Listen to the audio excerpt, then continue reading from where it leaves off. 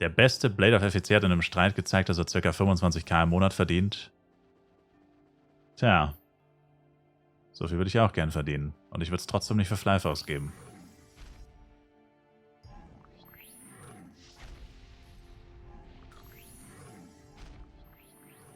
Und ich würde es trotzdem nicht für Flyf ausgeben.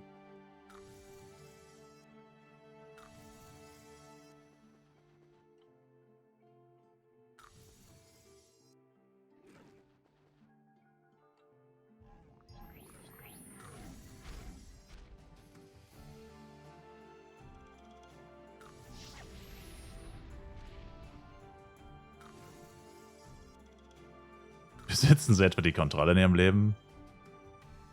Also mir macht das mehr Spaß, wenn ich mir was hart erarbeite, auch in einem Online-Spiel.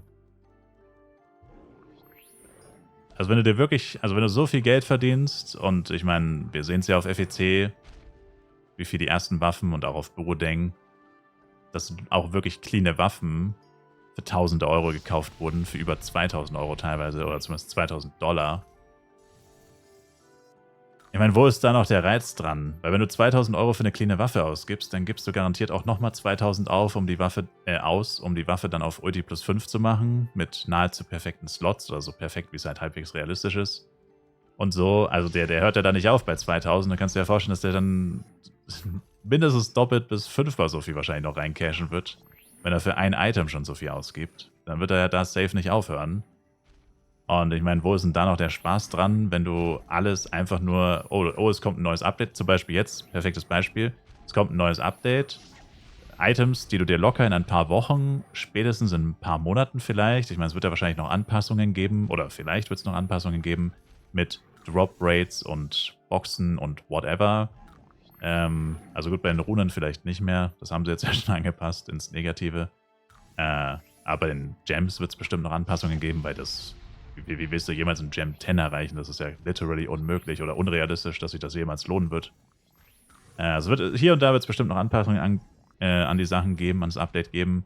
Also meistens, fast immer bist du besser beraten, wenn du erstmal wartest und nichts machst. Und erstmal guckst, wie sich die Preise entwickeln und so. Und dann die ersten 2, 3 Patch-Notes nach dem Update noch abwartest und so, mit Hotfixes, Bugfixes und so.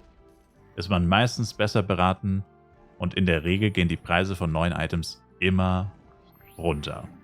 Es gibt ein paar Ausnahmen, aber ich meine zum Beispiel auf FEC, gut, okay, da ist 5 Monate warten müssen, aber kauf dir jetzt einen Luzakas Crystal Bow für 20.000 F-Coin, der erste hat über 200.000 gekostet.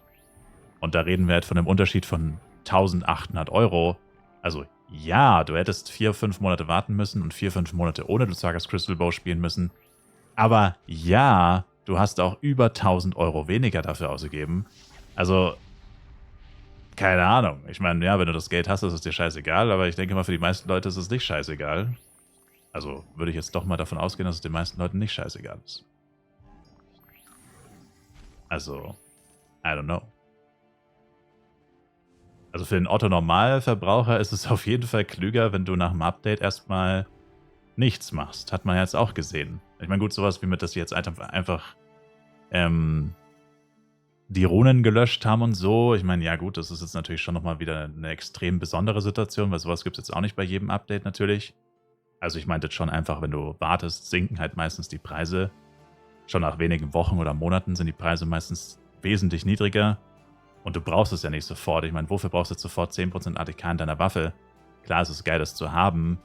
Aber es macht jetzt auch nicht so einen perversen Unterschied, dass du sagen kannst, oh, wenn ich das jetzt sofort habe, dann spare ich mir so viel Zeit, da hole ich diese 200 Euro so locker wieder raus. Denke ich jetzt nicht, ehrlich gesagt. Und ja. Also am Ende des Tages muss es jeder selber wissen, aber ich finde es halt erstaunlich, dass es bei Flyf immer so extrem ist. Und da halt auch immer so viele Leute mitmachen. Aber wenn es immer nur einer wäre, da würde der ganze Server auf den zeigen und sagen, haha, schaut euch den an, bla bla bla. Der würde dann in Selbstverteidigung sagen, ja, juckt mich nicht, ich habe so viel Geld, ist mir alles scheißegal. Und damit wäre das Thema gegessen. Aber dadurch, dass wir jetzt gesehen haben, wie lange man warten muss, also ich weiß nicht, ich meine, so genau habe ich jetzt die Preise nicht verfolgt, Aber ich glaube, es ist noch nicht allzu lange her, wo Lucaris Crystal Bow und Axe wahrscheinlich immer noch über 100k F-Coin gekostet haben. Also schon noch eine ziemlich lange Zeit waren sie auf jeden Fall extrem teuer. Für F-Coin im vierstelligen Euro-Bereich. Und das kann ja nur so sein. Also natürlich sind die Items selten, sehr selten. Das ist natürlich Grund 1. Aber Grund 2 ist auch, dass es halt einfach extrem viele Leute gibt, die bereit sind, solche Unmengen an solche unmenschlichen Beträge, solche Unmengen an Geld reinzupfeifen. Weil wenn das keiner machen würde, dann wäre es auch nicht so. Dann wären die Preise nicht so. Aber, oder wenn es halt nur einen immer gäbe oder zwei, die immer so extrem übertreiben und alle anderen sind normal, in Anführungszeichen. Also es sind schon sehr viele Leute bei Flive, die so übertreiben. Das ist das, was mich halt einfach stört. Sage ich, wie es ist.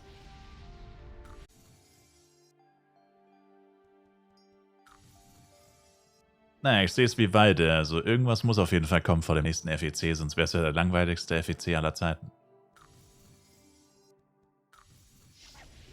Also glücklicherweise kann man sagen, sie haben ganz schön Zeitdruck.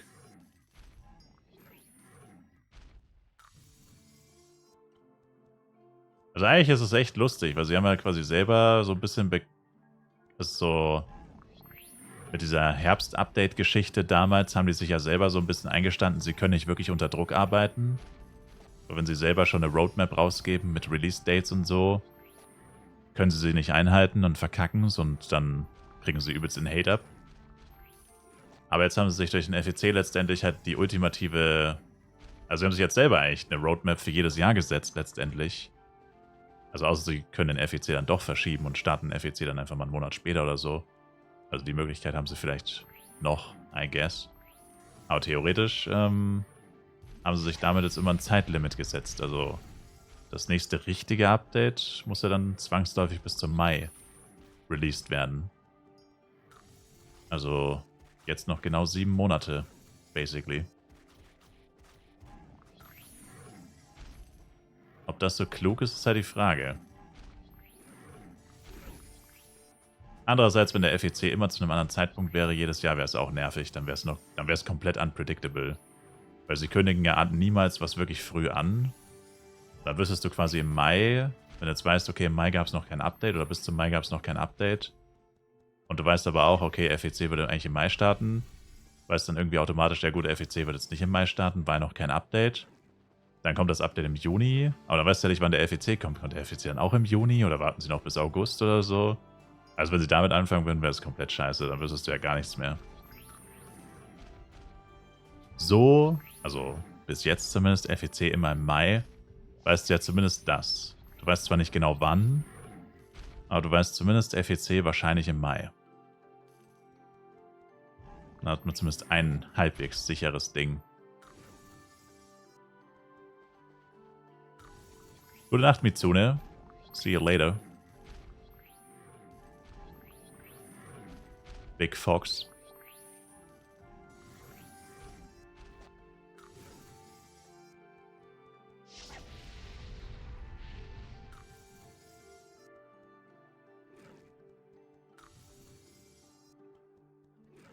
Naja, und aktuell kann ich mir Third Job auf jeden Fall auch nicht vorstellen, weil... Also wenn sie beim Third Job sich so viel Mühe geben wie bei den Ultimate-Waffen, Sockeln, also Jewels und Runen, oder generell mit dem Battle of Madrigal Update, dann puh. Das kann ja dann nur scheiße werden. Dann macht's lieber nicht.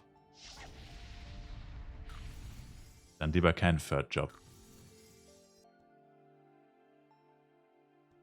Wisst ihr, was mal cool wäre, wenn sie Flares so ein bisschen, ersetzen würden? Im Sinne von, Flares wandert woanders hin. Also hear me out, Chat. Sie nehmen quasi Flares und schieben es einfach irgendwo anders hin. Die Stadt an sich. Also das Dorf. Ich meine, Flares ist literally keine Stadt, es ist einfach nur ein fucking Dorf. Das sind ja nicht mal richtige Gebäude. Die Gebäude sind legit so groß, dass da 2 Charakter reinpassen könnten, theoretisch. Manche Gebäude sind so klein, da fragst du dich, ob da überhaupt ein Charakter reinpasst. Und das, wo die Life-Charakter eh schon so klein sind im Endeffekt. Also du nimmst das Dorf und schiebst es zum Beispiel zu den La Wolf oder so. Und dahin, wo Flaris ist, stellst du diese Stadt aus Flive 2. Die mit den mittelalterlichen Gebäuden, mit den blauen Dächern. Und stellst quasi die Stadt dahin. Eher so von der Größe wie St. Morning. Ich meine, St. Morning ist ja eigentlich riesig. Die meiste Fläche ist einfach noch nicht relevant. Man muss nicht unbedingt so groß sein wie St. Morning, aber halt mehr halt wie eine richtige Stadt aufgebaut. Und packst einfach die ganzen NPCs aus Flaris in die richtige Stadt. Und hast da dann aber auch so einen etwas größeren Marktplatz und so, dass das mit den Shops auch ein bisschen übersichtlicher ist, weil ich finde, Flaris, wenn es so überfüllt ist wie auf FEC Channel 1, ist ja auch komplett schrecklich. Das alles so ein bisschen, also minimal weiter auseinander ist, was natürlich von der User Experience eigentlich schlechter ist an für sich. Aber da ist zumindest ein bisschen mehr Platz und es ist halt einfach wie eine richtige Stadt. Also ich finde es irgendwie crazy, dass Flive gefühlt das einzige MMORPG ist, wo es einfach keine Städte gibt. Also St. Morning ist die einzige wirkliche Stadt und die ist komplett irrelevant. Und Flaris ist halt aber nicht irrelevant. Flaris ist halt extrem relevant. Also Tower ist dort, Guild War ist dort, Kaigas ist dort. Also in Flaris sind so viele einzigartige Sachen, die es nur in Flaris gibt. Also dass Flaris irgendwo die Hauptstadt ist, macht einfach total viel Sinn. Und deswegen bin ich der Meinung, dass es Flaris eigentlich verdient hat, zu einer richtigen Stadt geupgradet zu werden. Weil also das aktuelle Flaris ist halt, wie gesagt, das sind ein paar fucking Holzfällerhütten. Das ist ein scheiß Dorf, das ist keine Stadt. Und ja, also diese Flive 2 Gebäude mit den blauen Dächern, die haben es mir einfach total angetan. Ich finde, die sehen so geil aus und es ist so eine Verschwendung, dass die nicht existieren.